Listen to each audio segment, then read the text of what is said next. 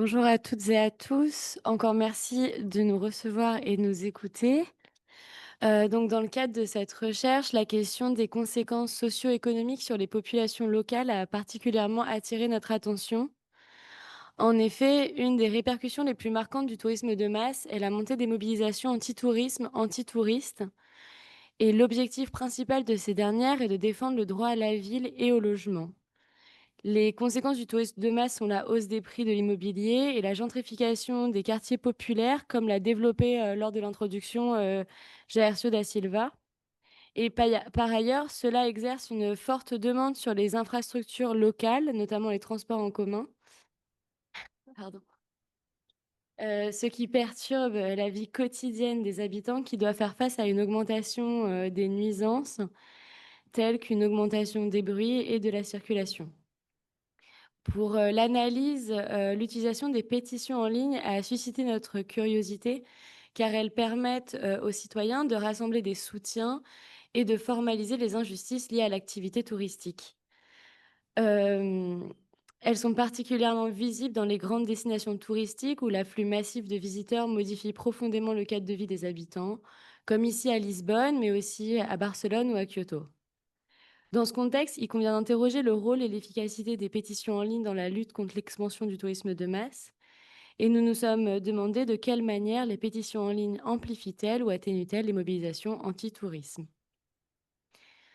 Dans le cadre de cette étude, nous avons choisi de nous focaliser sur les transformations du secteur locatif urbain et d'engager une enquête sur les formes de mobilisation citoyenne via les outils numériques utilisés pour structurer et diffuser les revendications.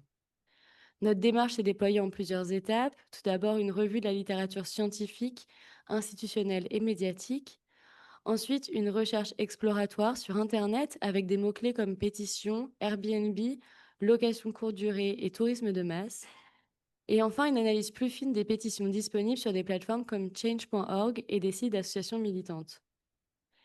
Nous avons été quand même confrontés à plusieurs difficultés, notamment pour trouver des archives de pétitions, car celles-ci disparaissent rapidement d'Internet, ou également des questions d'accessibilité sur ces sites où la barrière de la langue a été un frein. Et enfin, nous avons aussi eu des difficultés à se restreindre à une seule zone géographique, comme l'Europe, ce qui était notre objectif initial, et donc avons étendu cette problématique au monde entier. Nous avons organisé nos résultats en 3 axes: les pétitions en ligne comme un outil d'amplification de la contestation contre Airbnb, puis une réflexion sur les limites des pétitions avec une efficacité contrastée et finalement les dynamiques individuelles face aux plateformes qui redéfinissent, les rapports entre les acteurs.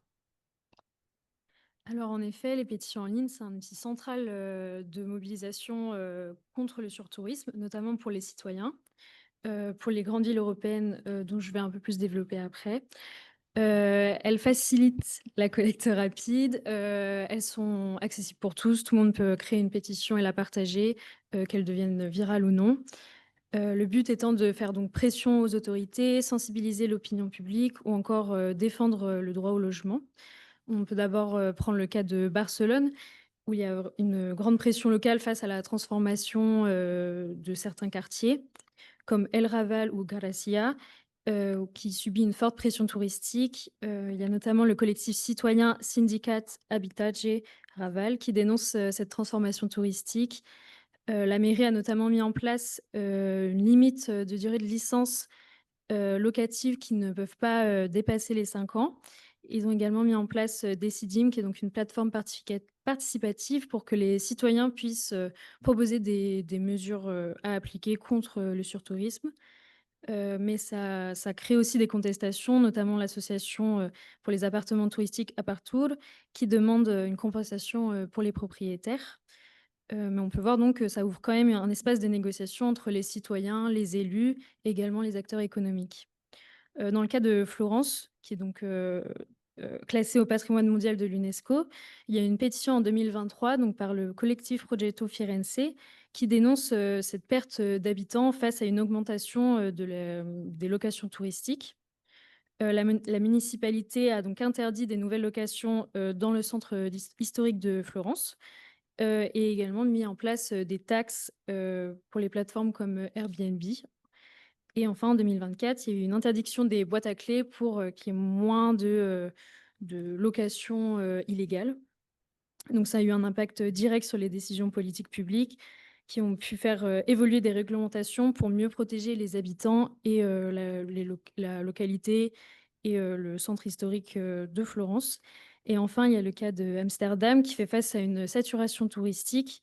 Il y a une pétition en 2020, où il y a eu plus de 23 000 signatures qui réclamaient une réduction du nombre de touristes et un encadrement plus restreint des locations courtes. Donc la ville a donc interdit des locations Airbnb dans certains quartiers, centraux de la ville et donc une limite de 30 nuits par an pour des quartiers un peu plus éloignés du centre. Donc ça peut conduire à des mesures, concrètes, pour mieux gérer le tourisme et préserver une qualité de vie, des résidents.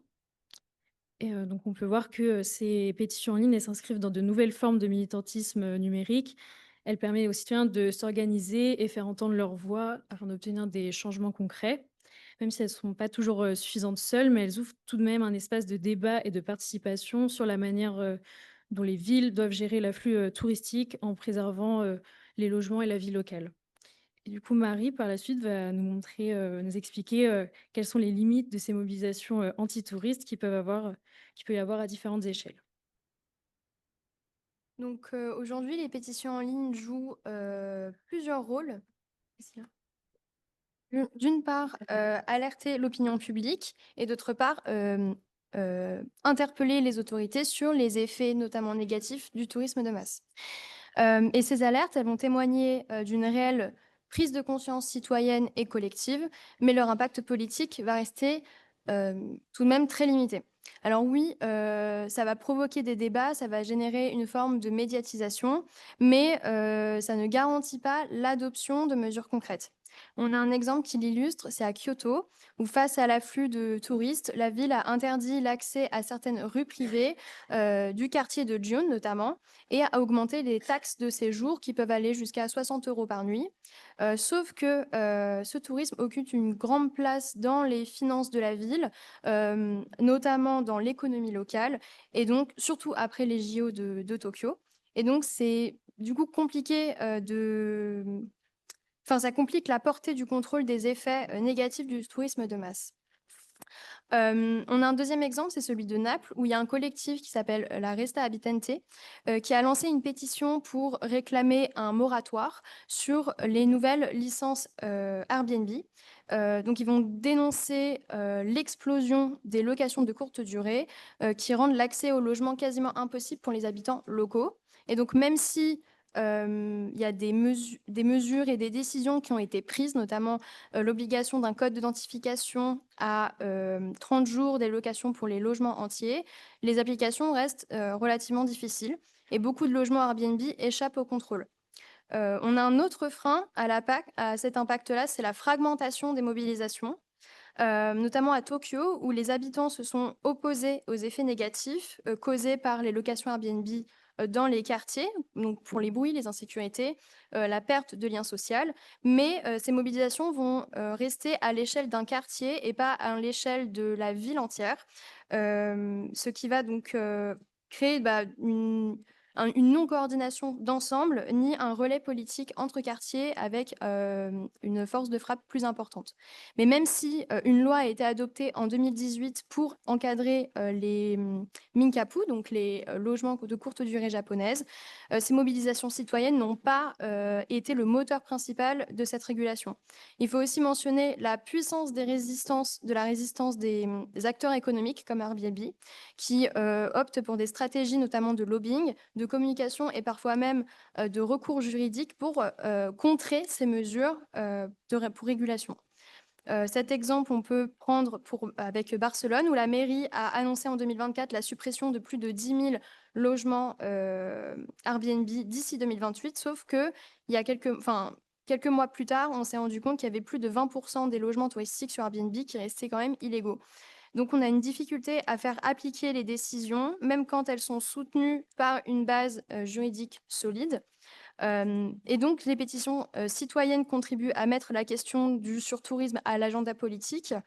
Mais leur pouvoir reste fragile face à la complexité des intérêts économiques et à la puissance d'acteurs transnationaux. Et leur efficacité dépend largement de la capacité des autorités à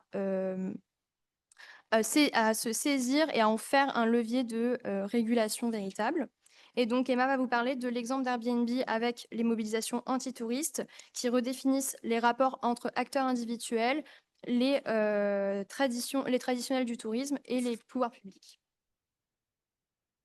En effet, les plateformes de location saisonnière comme Airbnb ont bouleversé le marché locatif en reconfigurant horizontalement les rapports entre locataires, entre propriétaires et entre autorités publiques. Cette innovation technologique marginale est devenue presque le modèle central du tourisme d'aujourd'hui, en amenant avec son lot de tensions sociales, économiques, politiques.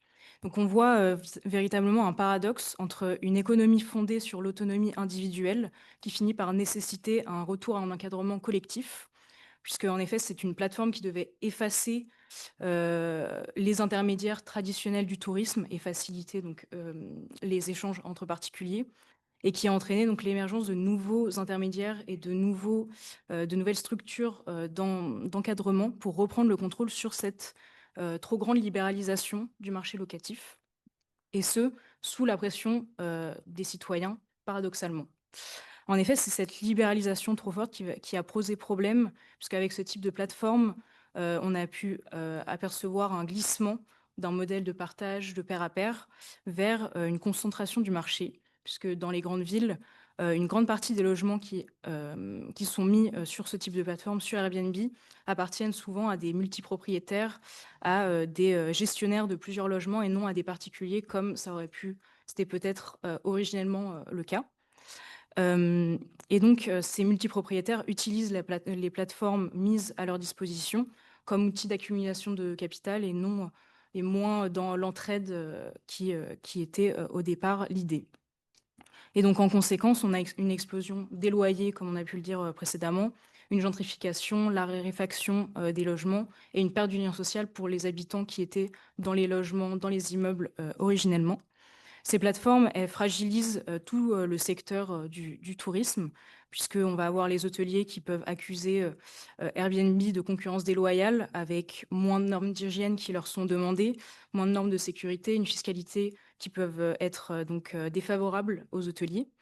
Et les restaurateurs peuvent voir notamment une influence sur leur chiffre d'affaires annuel, puisque avec la mise à disposition de cuisine dans les logements directement, il peut y avoir donc une baisse de la consommation extérieure qui va fortement être défavorable à ces restaurateurs. Donc on insiste alors à l'émergence de formes de résistance, avec notamment le numérique qui est vraiment un rôle central, un rôle majeur. Donc, il va y avoir autant des initiatives individuelles, des témoignages sur les réseaux sociaux, la signature de pétitions, mais également le remplissage de formulaires qui sont parfois mis à disposition par les municipalités. Donc, il y a une certaine réintermédiation citoyenne, mais on a également d'autres types de plateformes qui sont mises en place. Par exemple, la plateforme Inside Airbnb qui propose une sorte de cartographie collaborative qui permet à tout un chacun d'afficher quand un logement est mis en location sur Airbnb. Donc ça permet aux habitants de savoir exactement où se situent les logements les plus proches et qui les loue.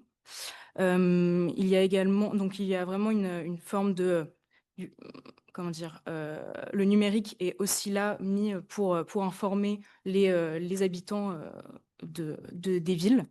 Il y a également l'intervention de pouvoirs publics, comme on l'a dit précédemment, des mesures restrictives, des quotas de location qui peuvent être mis en place, ou l'interdiction d'Airbnb dans certaines zones géographiques à forte densité. Mais également des propositions de nouveaux modèles de plateformes touristiques.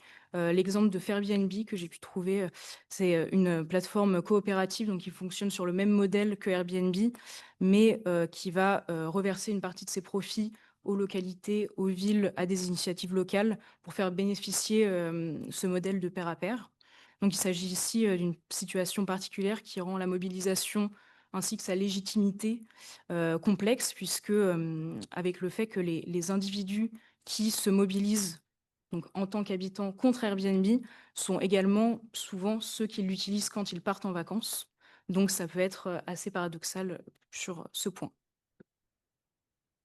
Du coup, pour conclure, on a donc cherché à questionner un peu l'expression publique, le modèle de contestation que représente donc une pétition en ligne et à en tirer des conclusions plus générales sur les mobilisations anti-touristes.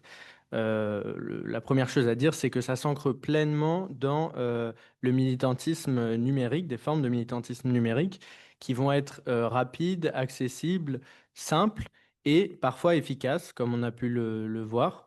Et pour autant, c'est pas un outil qui est à la marge. C'est un outil en fait qui va se combiner avec d'autres outils qui vont être de l'ordre de l'action en justice, des manifestations physiques, etc. Ça peut être un début qui peut déboucher sur quelque chose ou une finalité.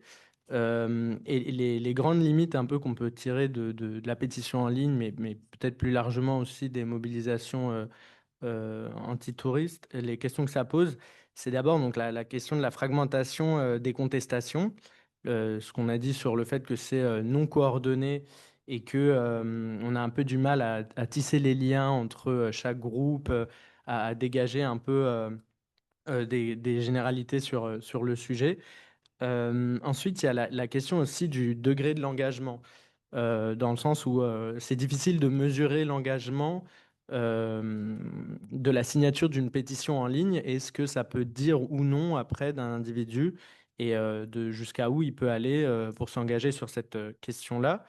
Et puis l'un des phénomènes aussi qu'on a observé très rapidement, c'est un peu le phénomène David contre Goliath avec l'idée que bah, ces mobilisations antitouristes, elles affrontent le capital un peu et ses fonctions. Et donc, en l'occurrence, l'exemple de Airbnb, du lobbying intense qu'il peut mettre en place sur ces questions-là. Euh, donc, ça va beaucoup dépendre aussi de la bonne volonté des acteurs publics d'essayer de trouver un lien entre intérêt économique et en même temps intérêt des populations sur place. Et puis enfin, ce qu'on peut dire aussi, qu'on n'a pas pu explorer, mais qui nécessite d'être creusé aussi, c'est la coloration politique un peu de ces mobilisations antitouristes et notamment comprendre bah, leur place sur l'échiquier politique. Et dans ce cadre-là, on peut prendre par exemple l'exemple de la Catalogne, où certaines mobilisations antitouristes ont pu être proches notamment de partis politiques comme Candidatura d'Unitat Popular, qui est plutôt à gauche de l'échiquier politique catalan, qui mettait notamment en avant les enjeux écologiques en lien avec ces questions-là. Mais on a pu aussi retrouver d'autres acteurs politiques comme Vox, qui a cherché à capitaliser notamment sur ces expressions antitouristes et a tenté de créer un lien entre la mobilisation antitouriste et peut-être l'expression d'un rejet social plus global.